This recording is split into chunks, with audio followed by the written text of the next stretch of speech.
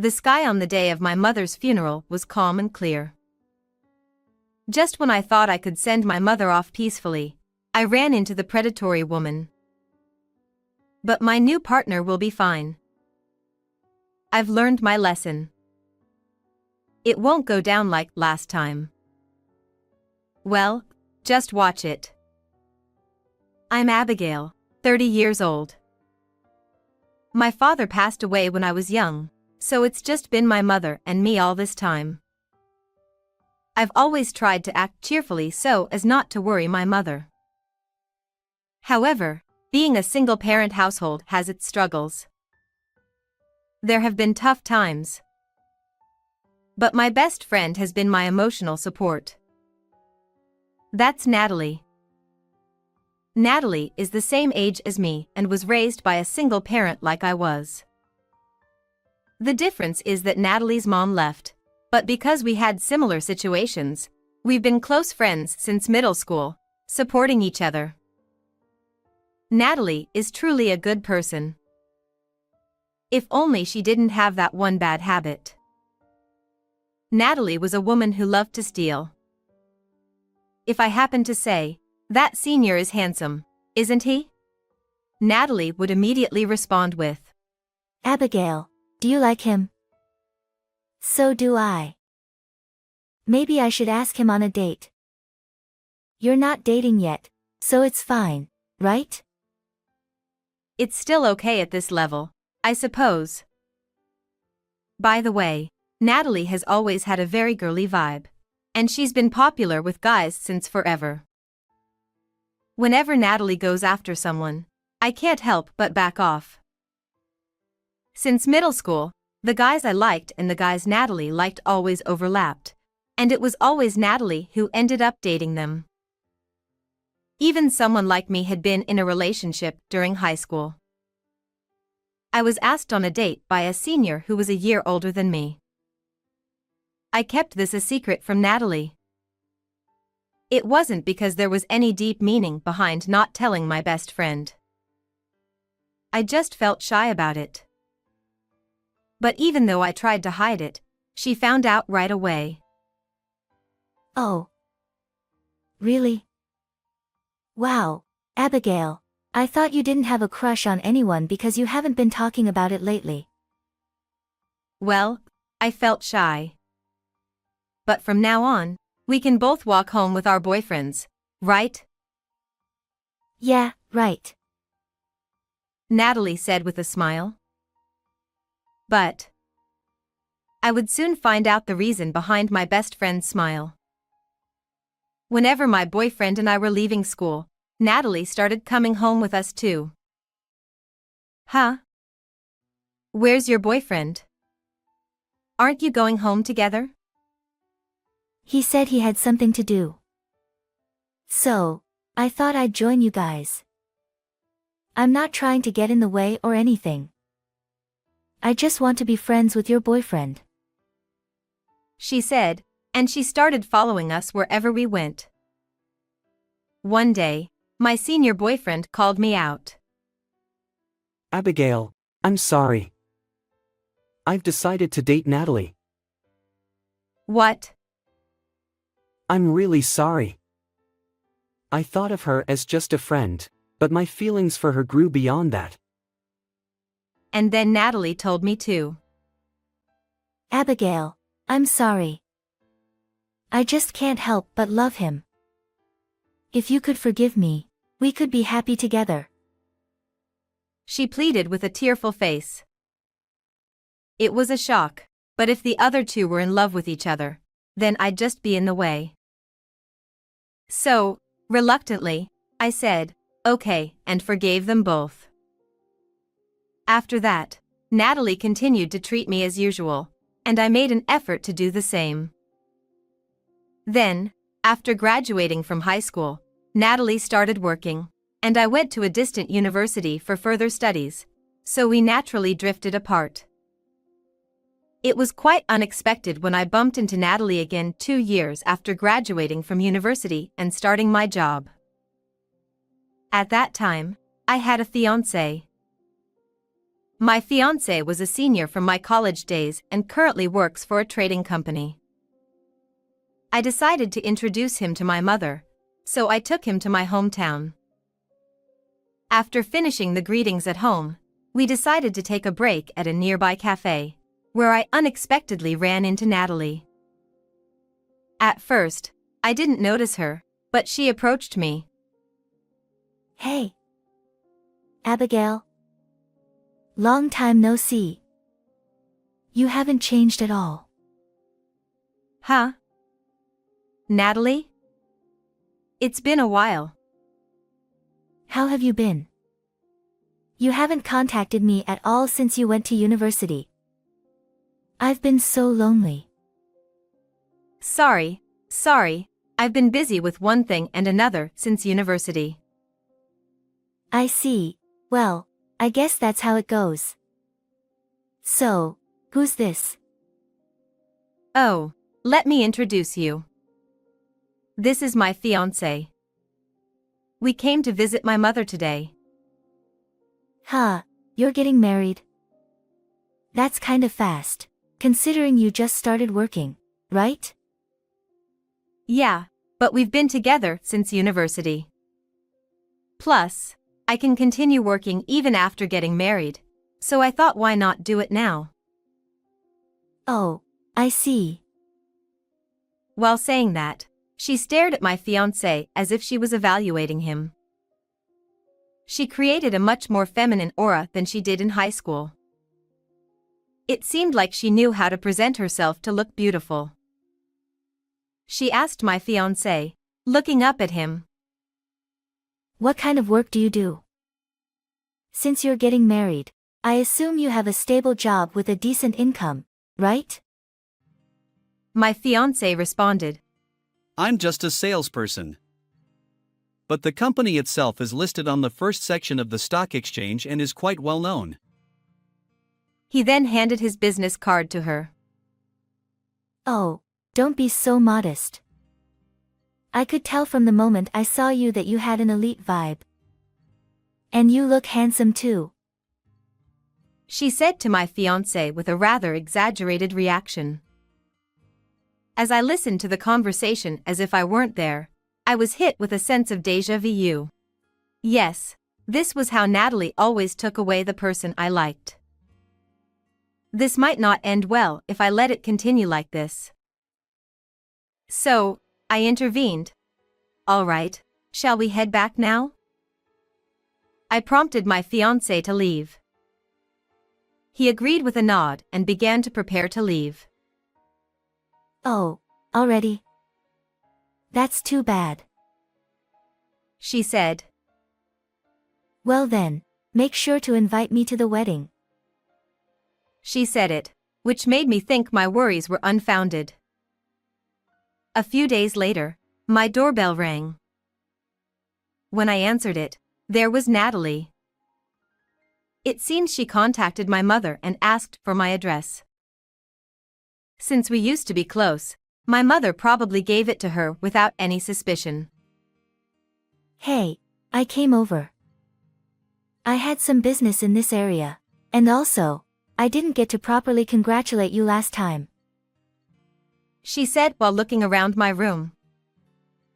Is this room just for you, Abigail? Will you move when you get married? Yes. Will it be an apartment, I guess? That's the plan.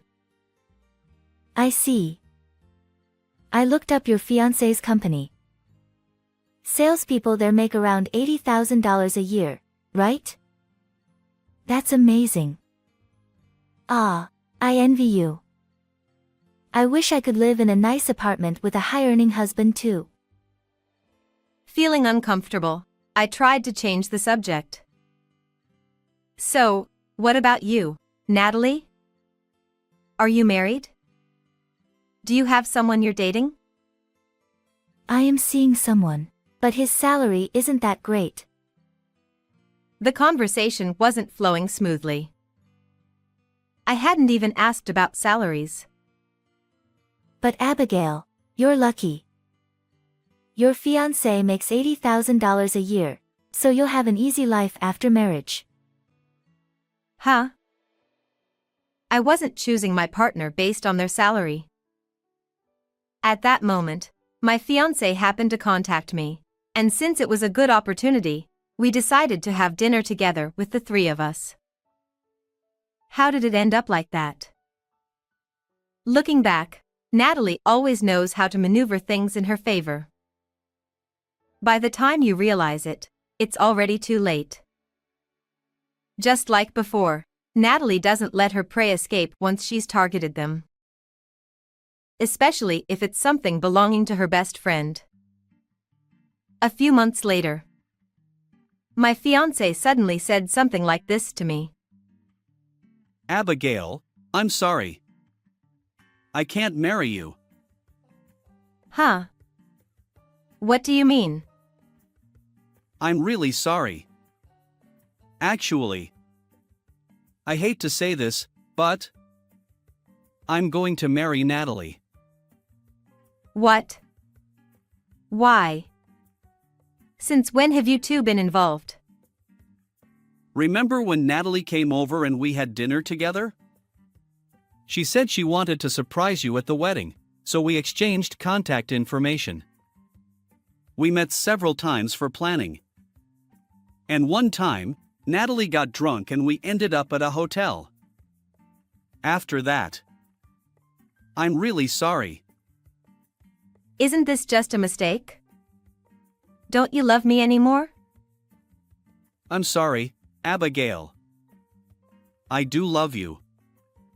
But Natalie is pregnant with my child. What? I felt the blood drain from my face. I feel really terrible about this. We've been planning the wedding all this time. Of course, I'll cover the cancellation fees. I was stupid. When I ran into Natalie by chance, I should have just thrown water on her and run away. But no, she even had the audacity to visit my apartment. I didn't want to see her. Abigail, I'm sorry.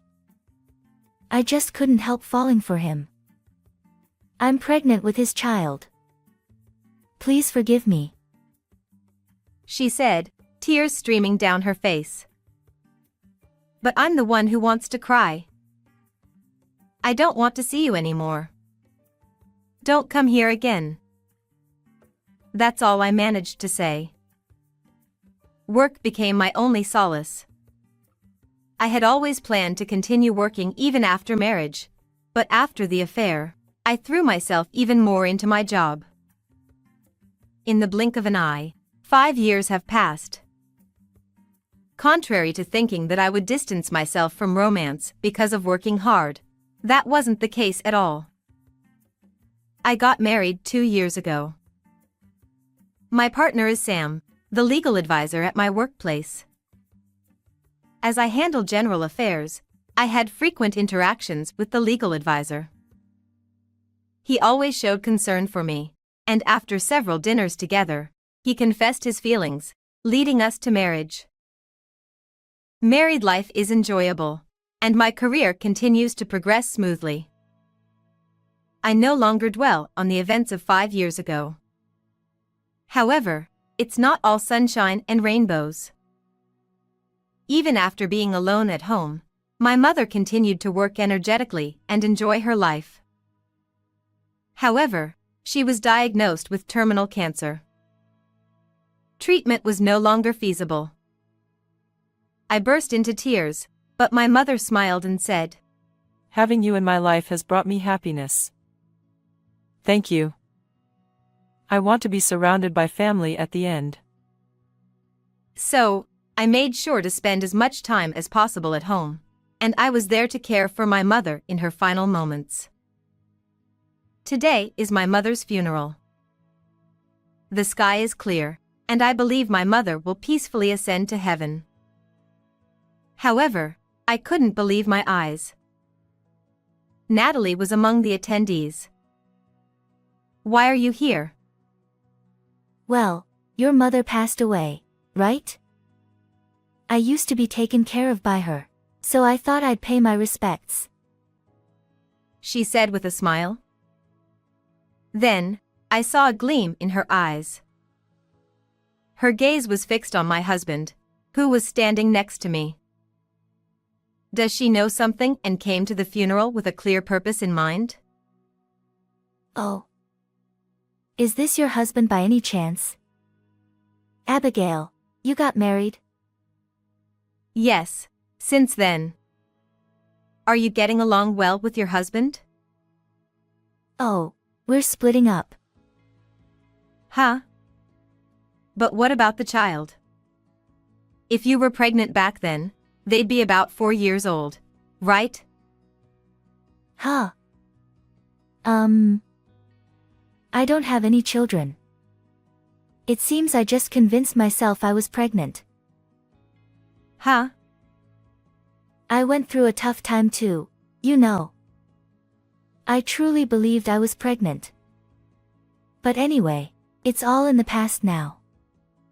That's why I'm single now," she said while staring intently at my husband. "So, what does your husband do?" Here we go. There seem to be quite a few women with a penchant for stealing partners out there. However, trying to steal from the same person twice is something only a woman like her, standing right in front of me, would do. And this time, it's not just a fiancé. It's a spouse. But I'm not a fool anymore. I will stand up to her. He is a lawyer, I replied.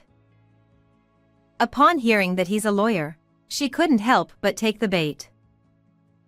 Wow. A lawyer means a pretty high income, right? Lucky you. As always, she seems fixated on income. Despite there being plenty of lawyers with modest incomes, that thought doesn't seem to cross her mind. I responded, "It's not as glamorous as it sounds. Besides, he's often busy with various legal procedures." I then prompted Sam for agreement. Exactly. It may sound good, but it's not an easy job. But isn't being a lawyer pretty secure? By the way, Abigail, are you still working? Of course. I love my job. Oh, I see. And what about you, Natalie? Are you working? I'm doing temp work, but it's all about the paycheck, you know. Being single is tough. I wish there was someone nice around, she said, while staring at Sam. Sensing things about to escalate, I interjected. Well, I should greet the other attendees. I then excused myself from the conversation with Natalie and said to Sam, "Sorry, but could you handle this for a bit?" I continued to greet the neighbors and colleagues who had taken care of my mother one by one. At that moment, when I glanced over at my husband, Natalie was still there by his side. Truly, she was the queen of conquests. She never lets her target slip away, even if it's someone else's husband. It bothered me, of course, but right now, I needed to focus on fulfilling my duties as the chief mourner. A little while later, Natalie approached me. Done with the greetings? I got a business card from your husband earlier and did some research. He works at a major law firm, right? His salary must be around $200,000, isn't it? Impressive. So what? I intentionally replied bluntly, and Natalie chuckled, saying, Oops, my bad. Looks like I'll be getting another one. She smirked. What? Get what? Even though I knew, I couldn't help but ask. Of course, your husband with a salary of $200,000. Abigail, you really have strong luck, huh? I'm impressed you found such a good partner. Does that include your husband too? Of course. Being with you means I can easily get any good man I want. Once they experience my charm, they're hooked. She said triumphantly. It seems that's exactly why she bothered to come to the funeral. I looked her straight in the eye and told her. Well, I don't think Sam will ever fall for that. Ha, then I'll just steal him away. With a triumphant smile, she then walked over to Sam again. Watching closely, I saw her immediately initiate physical contact.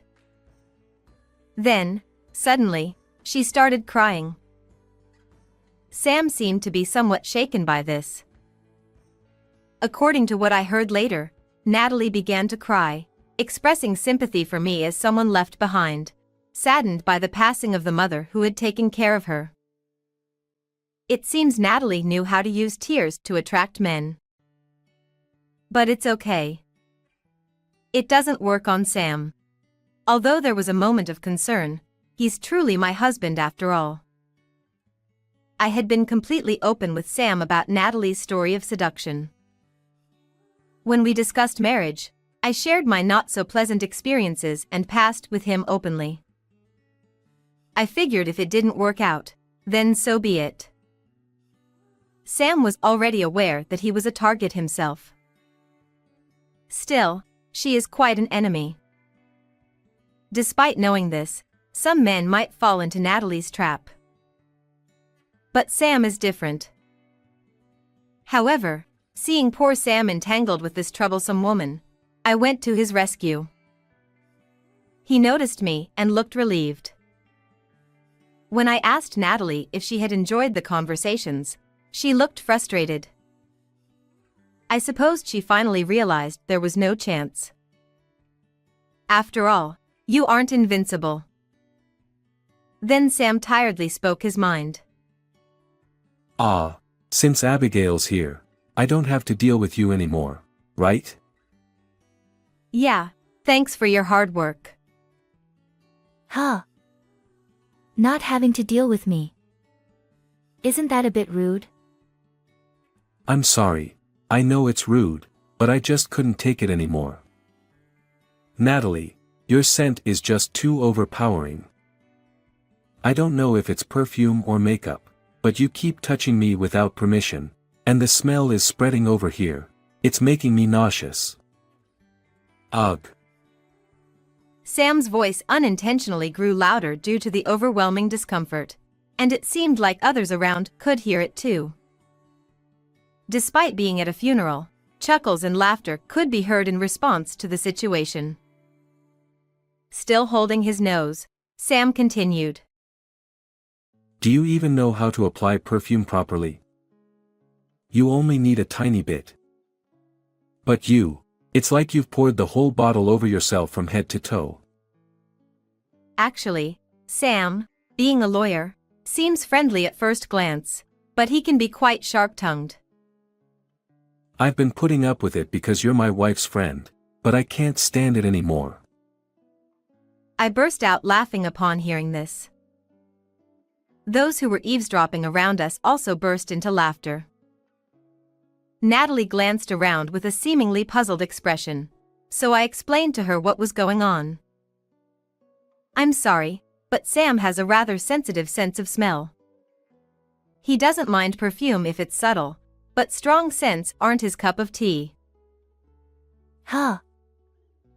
Well, Natalie, you've come to a funeral with a scent and makeup that aren't quite appropriate. What are you talking about? It's just basic etiquette for a woman to look her best, isn't it? Huh? This is a place to bid farewell to the deceased, not to fish for men. Wearing strong perfume like that here is a breach of etiquette. What? Are you lecturing me? You can say that because you've snagged yourself a high-earning husband, right? You know, I'm not choosing my partner based on their paycheck. And if you think you can win over every man, that's just pure narcissism. my husband would never fall for you. Why not? Because Sam likes the complete opposite of you. Oh. Well, you seem like the kind of plain type you'd find anywhere, I suppose. Are you implying that I'm different from you in terms of feminine allure? What a rude woman she is. Well, thank you for that. Indeed, I may look plain, but I'm capable when it comes to work. I'm a career woman, you see. Oh, I shouldn't boast about myself like that. Huh. So, my husband prefers ambitious, hard-working types like that. He's not interested in someone like you who's satisfied with just a temporary job. Someone who's eager to marry right away but content with a temporary position like you is absolutely not his type, right? In fact, he'd probably dislike that type. Sam, listening beside me, nods in agreement. What did you say? Natalie seems to have been attracting men based solely on their appearance, but Sam was someone who truly appreciated inner qualities. It was because of Sam's character that I found the courage to step into marriage. That's why I had confidence this time that Natalie wouldn't be able to sway him. However, hey, Natalie. Today is my mother's important funeral. If you don't have the intention to respectfully bid farewell to her, please leave. With that, Natalie bit her nails and left reluctantly, looking frustrated. Afterwards, my mother's funeral proceeded smoothly, and we were able to bid her farewell without any worries. Despite a few minor troubles, it ended well.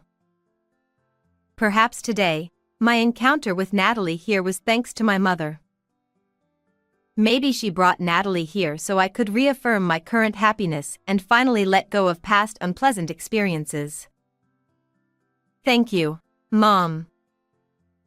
Days later, an unexpected revelation came to light. It turns out Natalie is being sued for a substantial amount of alimony by her ex-husband. This ex-husband happens to be my former fiancé, and this information was shared with me by a mutual acquaintance. The pregnancy that became the deciding factor in our marriage was, unbelievably, a lie fabricated by Natalie.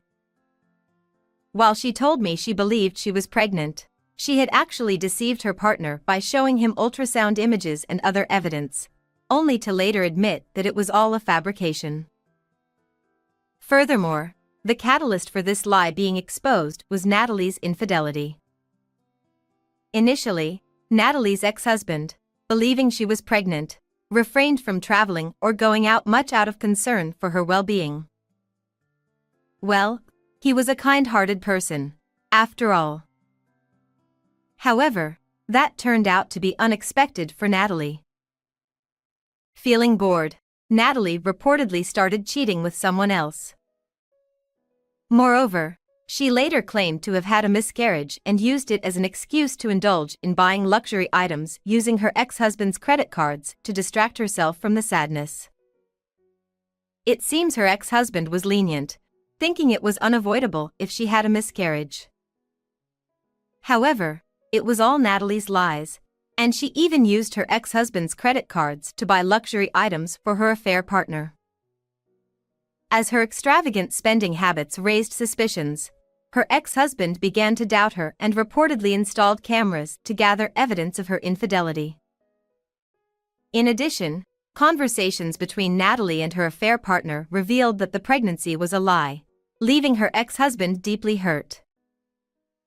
He is now seeking compensation for his emotional distress as part of the alimony claim. As a result, Natalie had been looking for someone who can financially support her enough to offset the compensation she owes, and it seems she had her eye on Sam. But, too bad. He loves me who works so hard, so he has no interest whatsoever in Natalie, who has become obsessed with money. Ultimately, Natalie ended up being demanded a considerable amount of compensation, leading to their divorce. Now, She lives modestly in a small apartment, working as a temporary worker during the day and at a club at night, struggling with debt. It seems that the consequences of her past actions have caught up with her all at once, despite her previous indulgence in luxury items and enjoyable moments with her affair partner. It's a lonely end for the avaricious woman. Hopefully, she can catch a rich one. Meanwhile, I continue to enjoy my work as usual.